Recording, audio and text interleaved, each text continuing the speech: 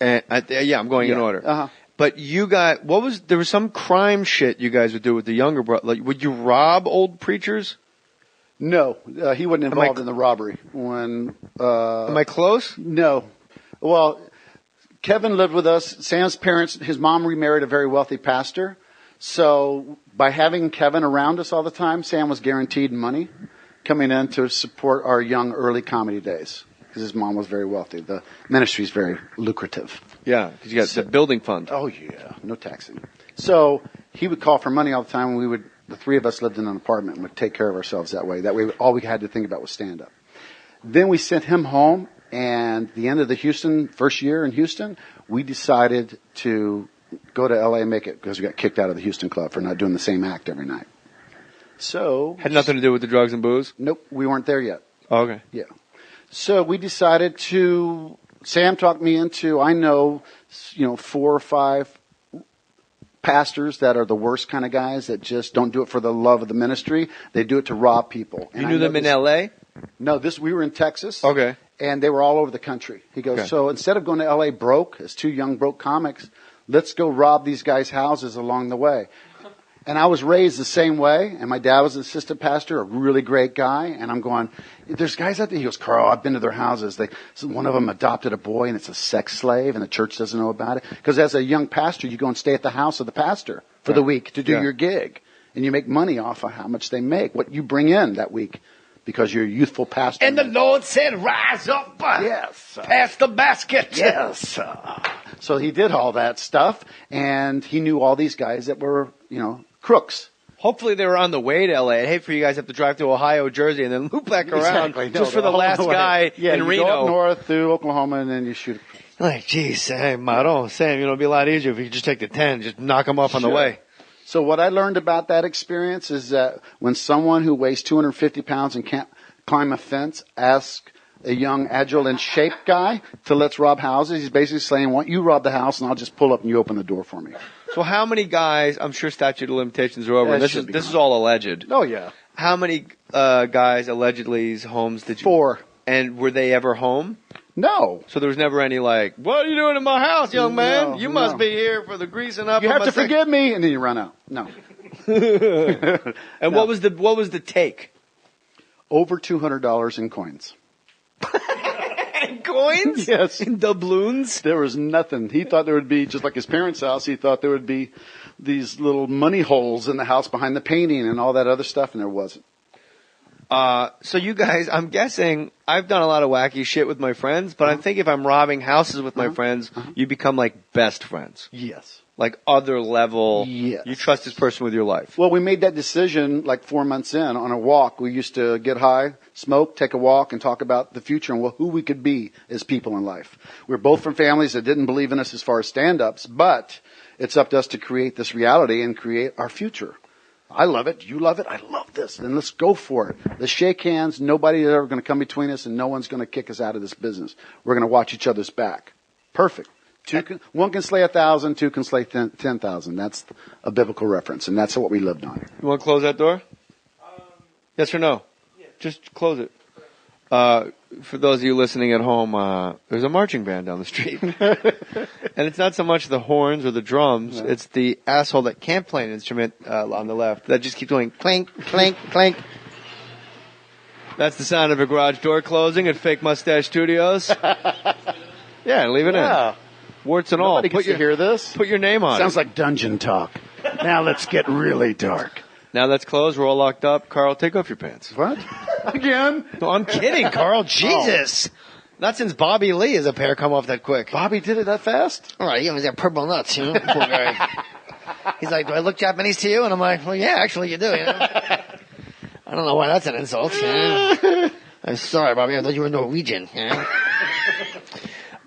So you get to L.A. Yeah. And you and Sam and Mitchell, how big of a crew? Is it just you and Sam at this point? Just me and Sam at the time. Yeah, we're the Houston guys. When do you, because I worked with Sam a couple times, and the drug intake, he was supposedly, quote unquote, cleaned up. Okay. And the drug intake was so crazy. It's amazing when you do that amount of drugs. Speaking for someone that no longer does drugs or drinks or does anything. Yeah. if you really take it to that level that I actually didn't get to, there's like a ring of people around you, Sam. Yes. Then there's a ring of people around The ring. that ring of people, Uh-huh. and then there's like 4 fucking apes Yes. on the outside. Like so, Sam. It's a walking Saturn. Yeah, there's Yeah, a ring so- around Sam, but I think it's just so he can just take out rails of coke And be do protected. them quote in the open, and you couldn't see it if you tried. We had 4 or 5 bodyguards in 5 years. Only one didn't turn out to be the guy who went to get coke for us. What was his problem? Fake. He was the one guy that was healthy. He was the one guy that cared. He said, "I'm not buying you guys. I'm coke." not buying you drugs. And he was the guy that was 5'7" and walked through a crowd and pop people back and they'd fall out. Because we hired the big guys and they always caused fights and people wanted to fight him. You think you're so cool, don't you? And then there would be a fight. And then the guy would come in with blood and a knife and, hey, I took care of that. Let's get in the bus and go. And then we'd drive off. Then the little guy was the guy that would Hey, hold this for me, would you? Some folks call it a Kaiser blade. I call it a sling blade. Okay. Yeah. So you went away out of L.A. after a while. How long were you in L.A.? When did you tap out and go back to the South? Or year-wise? Oh, 5 years ago. 5 years ago. Mm-hmm. So like 6 years ago, you were in town hitting the clubs all the time. No, I couldn't work the clubs anymore because my driver's license and passport and all that stuff got All right, we'll get to that. Yeah. So you and Sam, you were a copious drug taker, right? I wasn't as much. I was Making in a charge. fucking better story. Okay, yes. Yeah, tell us how much drug. Over an ounce every 3 years. All right, that's. But speaking of Saturn, No. his years are much shorter than ours. Yeah, I mean, I went fuck around. that up. No, It'd no, be a get smaller the paper. Get the paper. Look at Matthew going like this with his hand. Fucking jerk. It just turned into one of those things because, Kevin, his brother, his younger brother, who was a part of our family, with us starving and all that stuff, he committed suicide. And that was in 87. And How did he do it? By killing himself. What? You're the first person ever in the history of fucking comedy to make that shit funny. I've never. Holy moly. Carl I told you assholes. At Carl _LaBove. CARL_LABOVE. How did he kill himself? By killing himself. How exactly did he? What method did he use? With a gun. To his head? Uh-huh. Yeah. Who found the body? Sam did. Oh my God! His mom and dad, and then Sam was the second person to walk in on it. And where was it? Tulsa, where was Oklahoma. It was in Tulsa. Mm-hmm. Is that where Sam was from? Yeah, well, he was born in Peoria. That's where his mom had remarried and lived for 10, 15 years. Him and Richard Pryor, both from Peoria? Uh-huh. Wow. Yeah, it was great meeting Richard and then them both becoming friends and all that stuff. Okay. So you were never like a big drug guy like Sam was? I was a drug guy, but I was not the leader of a ship, so I had to be in charge of a drunk captain after a while, as a friend, Yeah. Mm-hmm. You know, I was the last person to work with Sam. Tulane University, April 3rd. The last show, I mean. Right, before he went and got married and then... So does that sound right, time-wise? Yeah, because April 5th? He died April 10th. April 10th. Mm-hmm. It was Tulane University. I opened for Sam. I was 20 years old. I remember I got to Tulane. I bungee jumped because I had nothing to do during the day. Right. So I asked the kid that picked me up at Tulane where I could find grass.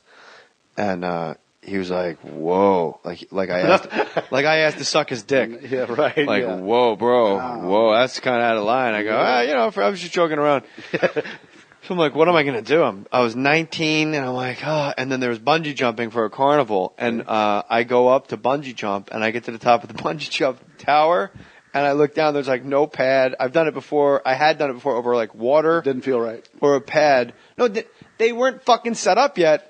It was for a carnival like that night. Oh, okay. But they're like, I don't know, the guy wants to jump. Man. Literally. Yeah, but And we they're didn't like, measure the rope yet. They're like, you know what? $8. Yeah. I swear to God. No sign. I'm like, don't have to buy tickets. He goes, no, you're right. At night, you're missing all the hair on the back of your head. Yeah, we're bouncing up the parking lot. It's just compact on my back. Sure. You slowed down, didn't you? So what if your shirt sticks for a week? I just remember swinging there, going like, when are they going to reel me in? This is like when a fucking child catches a fish. We got a guy still slinging. Yeah, just a kid on a boat like, what? I think you got one. You're teasing me again. Do you fish? Are you a big fisherman? No, my brother is. I'll go out and watch him.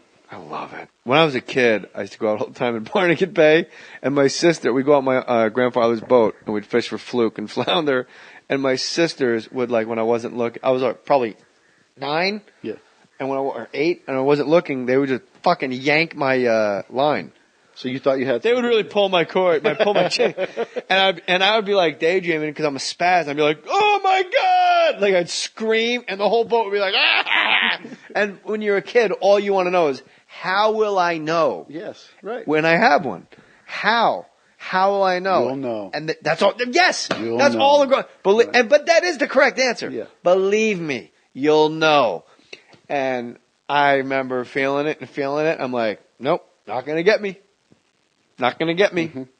Nope. And then finally he was like, okay, guys, last cast of the day. Then we turn around and go in. And I fucking reel in a, 2-hour dead 4-pound flounder.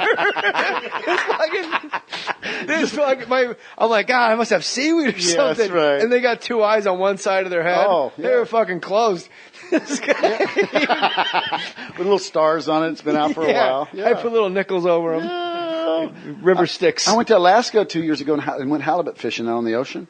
Oh. And so I think I scored a 6-pounder the first time, but it feels like a 200-pounder. It takes you 5 minutes to pull it up because it moves for just a second once it gets hooked, and then it just goes, oh, give up. And then you're pulling up a fish with its mouth open, just taking water in. Oh, halibut? I didn't know that. Halibut does that? They die, and they just give up. But you're pulling dead weight. A 6-pound fish feels like it's 50 pounds, and you're all proud. You're staring at people. Your line's like a wet Nerf ball. Yeah, and then you're the guy who just caught a 6-pounder. Throw it back in. But I'm tired. Six is big as balls. I'm tired now. Yeah, but you get to keep 2, and you want to try to get 15 or over, and then you paid an extra $20 because if you catch anything over 500 pounds, you could win $25,000. So you don't want to blow it on your 6. You're like, I tell you what. Which they have to shoot with a 12 gauge when they pull that kind of fish up. So a week later, a 6-year-old girl tagged it, and so they took a shotgun. How heavy was her? 600 something, and then she was 600 pounds. Pitch, yeah, you're fucking whining about a 6-pounder. Exactly. And her and her dad pulled it up for over an hour. I think her dad. I don't think the 6-year-old was really in on it. And so they get to the top, and they take a 12 gauge and they blow it in the head to make sure it doesn't flop, and then they drag it on board. And the girl starts crying. He goes, honey, we had to shoot it. She goes, no, I'm not crying because they shot it. I'm crying because I wanted the mermaid. And so she was a special girl. She is a special girl. So we used to catch catfish in Verona Lake, and we thought they sting you with their stupid whiskers. Yeah. So I remember, I think it was Todd Pfeiffer pulled in like a 1.5 pound, 2-pound catfish. We're like, ah! Like all running in other directions. Like when you drop a little spot of Dawn, if you filled like a bowl of water with pepper and just took a little drop of liquid soap, how the pepper would go zoop to the side, that was us. Ah! And he's walking around like, fucking help me. And the thing's flopping around. We had his sword. Yeah, with his 8 poisonous whiskers. And its tail that's going to sting us, like Steve Irwin style. Too soon? Yeah. And then, fuck him. Hello, there's my daughter Bindi. Hi, I'm Bindi. I'm 40 times as obnoxious as my father. My dad's going to catch me a real stinger. It's like a word jumble, that sentence. There's a stinger and there's a catching and all that, and your dad is involved. Zap. Fucking twat. Let your dad alone. Why do you ask for a fucking pony like every other kid in Australia? I would like an Aboriginal to wipe me ass. Not you. I'd like a poisonous one. Get real close and pet it and let him lick your face. The stinger went around bragging to everybody, I'm the guy. Yeah, I'm the one that took him out. He probably... Did they die like a bee? No, I think they grow a new stinger. It's like, there he goes. There he goes. Fucking Lee Harvey Oswald of stingrays. There he goes. And then another stingray came out and fucking plugged him. Hey, Stingray! Ooh! Now we'll never know. Stingray with that oof face. Yeah. Just when he, a diver with a white cowboy hat. Fucking punch let him in the water. That's the best Dennis Miller. Don't you love Jack Ruby got into the garage that day? Hey, boss, the guy that owns the local titty bars here, he's got a handgun. Should we let him in? Yeah, let him in. Who the fuck were they turning away?